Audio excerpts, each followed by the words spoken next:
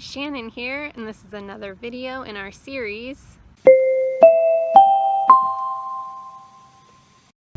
I've talked before about the origins of conservation districts as soil and water conservation districts, and we do a lot with water conservation, like bringing you practices and resources to protect and improve our important water resources.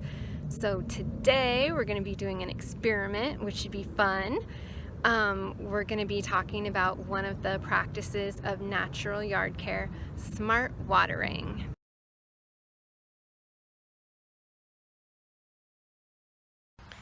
Most of us probably know from experience that you can definitely underwater a plant, but you can also overwater plants. So smart watering just means giving your plants the right amount of water and making sure that water goes where it's intended to go. So if you have sprinklers for your lawn or your plants, making sure that you're not sprinkling the pavement. Setting up irrigation and soaker hoses with timers if you can to get that water really close down to the soil. Building healthy soil that can retain the water for longer and make sure that it is available to the roots of your plants for an extended period of time. And watering deeply but infrequently. If you're using sprinklers to water, you want to water your plants about ½ inch a week. You want to water your lawn about 1 inch a week in the summer to make sure it stays growing and keep it from going dormant. Or you cannot water it. That's also fine. You're going to see that I am choosing to not water my lawn. So how do you know when your sprinkler has put ½ inch or 1 inch of water down? How long do you need to run that sprinkler for? And so we're going to do the Tuna Can Experiment to measure how long you should set your sprinkler for. So you want to always make sure that you water in the early morning or in the late evening, not in the middle of the day when evaporation is going to be really high and less water is going to get into the soil.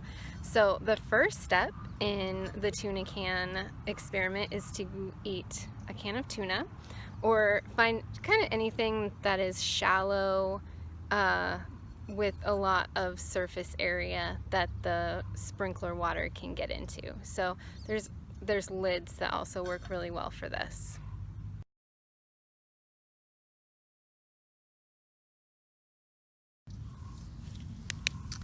So I'm gonna take my can and my handy ruler, and I'm gonna make a couple marks. I'm gonna make one at ½ inch, ¼ inch, and 1 inch is gonna be at the very top.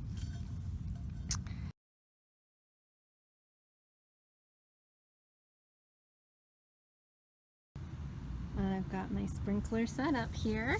If you haven't seen this hose nozzle sprinkler before, it is so handy. It is your hose and then it turns into a sprinkler.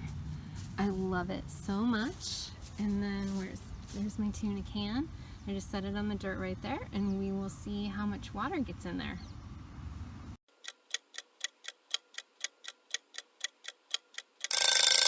I ran the sprinkler for 15 minutes and let's see where we're at. So that put ¼ inch of water on my soil. That soil test told us that if I water twice a week, I will be putting ½ inch of water on my plants, which is the correct amount.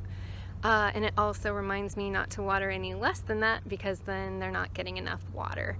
Another way that I could test how the water is getting to the roots of the plants is to just dig down and see how far into the soil the water has soaked, making sure that it is reaching all the way down to the very ends of the root systems, which creates stronger root systems and healthier plants.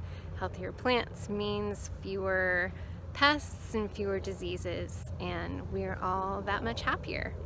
Thanks for watching. See you soon.